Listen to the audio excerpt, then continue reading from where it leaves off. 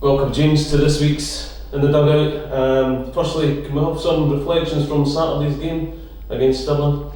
Yeah, I think my post-match chat was obviously pretty raw after a defeat, but probably pretty much stand by how I felt at the time. It was disappointing. I think it's disappointing the way we lost the goal. I thought we were in control in most of the game without hurting opposition and creating enough clear-cut opportunities. Their goalkeeper had some incredible saves really at the end of the day as well. But disappointing, I think, if you got a goal behind, I just felt the part after that was maybe the most in terms of our reaction to go and try and fight and win the game back. There was bits that was good, and obviously if you get beat, the worst bits seem even worse than what they actually are, and obviously when you win, the best bits you think are brilliant. So just trying to stay a wee bit level-headed on it now and move on and try and fix as much as we can.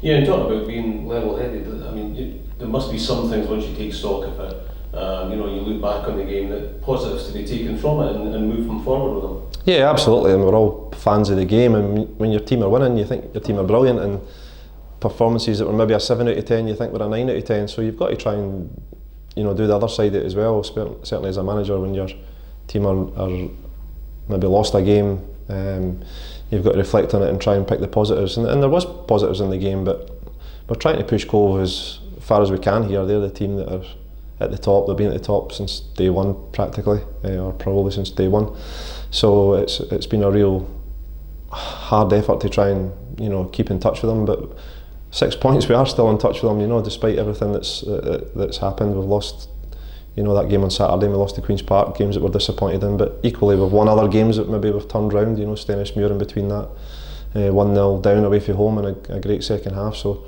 we're just trying to get a wee bit more out of them each week and pick up as many wins as we can. Yeah, and before the transfer window closed, we welcomed 3 signings to the club. Can you just give us an insight into the players and what you felt they could bring to the team? Yeah, so Kelby Mason, obviously a goalkeeper we needed because Alan Martin unexpectedly left the club, and Kelby's obviously a young boy at Hearts, has been there a number of years, so we felt he'd be a good one to come in at that late stage. Grant Savoury had seen playing for Celtic youth team, and I thought he was a wee bit different to everything that we had at the club. A real dribbler, runs with the ball, attack-minded player, and I think he showed that in his 45 minutes that he played on Saturday. And obviously Graham Holmes, I think, gives us an experience that maybe we could do with in the running. In some ways, he's 35 going on 36, but he's a terrific footballer. I still really admire the way he plays, and I'm sure all of them will play their part.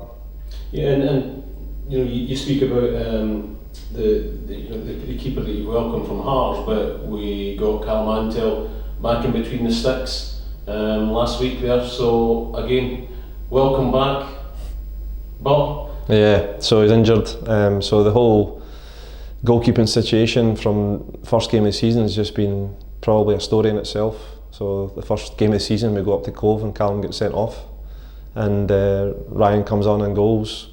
Ryan then plays the next week, so he's our second goalkeeper. Callum comes back from his suspension.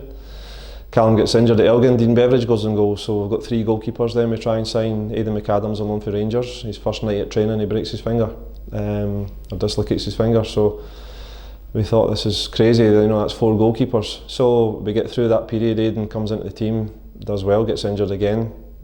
Josh Ray comes, he was only going to play for 3 games, and he was, at that time, had his eyes on going to England.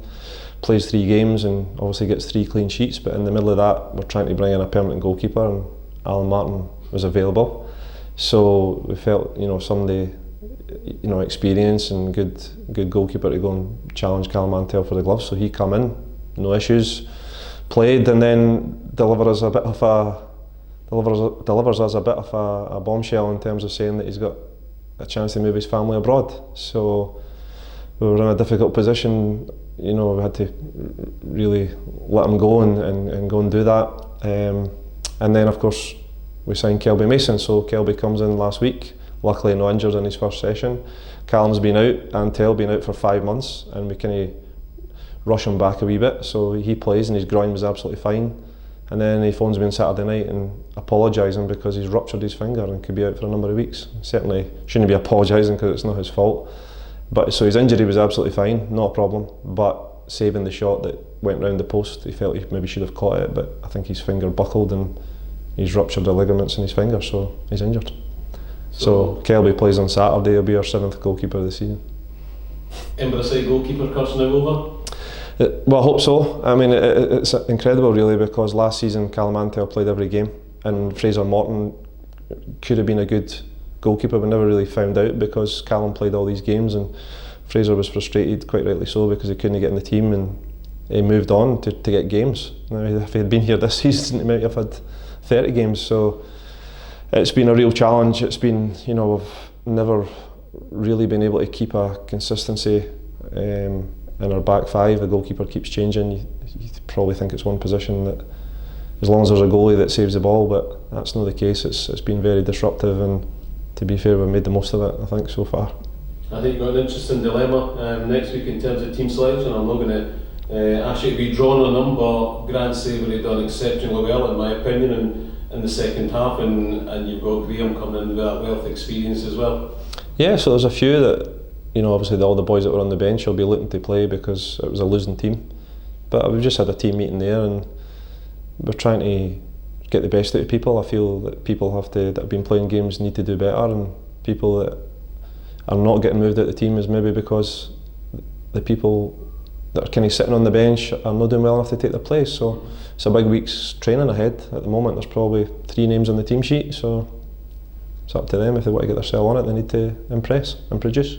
And you welcomed Blair Henderson back for the last 15 minutes of the game. You'd be glad to just see him getting some game time? Yeah, absolutely. Obviously he was a big player for us last year, League 2 Player of the Year, and we're going to need him to be at his best between now and the end of the season and really show his true value to get us where we want to be. I think he had a great chance to score. Certainly worked the goalkeeper in injury time, and it went high and wide, so maybe a wee bit rusty. So yeah, let's hope he makes a good impression this week in training, and maybe look at him starting on Saturday if he does well. You're looking forward to this week's game against Annan at home. You're the lie 7th in the table, which in my mind I think is a false position for the football that they can play.